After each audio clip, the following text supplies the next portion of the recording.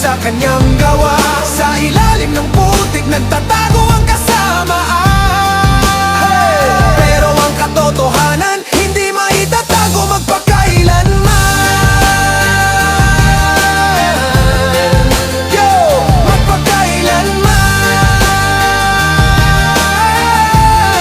Ngunit may araw na darating, liwanag ang sisilip, lahat ay mabubunyag, ang buhay ay mahuhuli sa sariling bitag, at ang hustisya'y mananaig, sa huli magwawagi.